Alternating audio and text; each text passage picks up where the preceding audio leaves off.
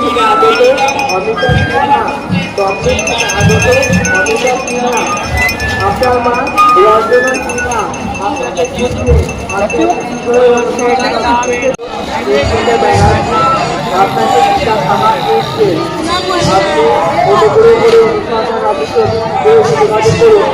বর্তমান বাদামতলা থেকে আগত সুস্মিতা ব্যানার্জি আপনাকে টিকা খাওয়া করছে। আপনি অনুসন্ধান অফিসে যোগাযোগ করুন।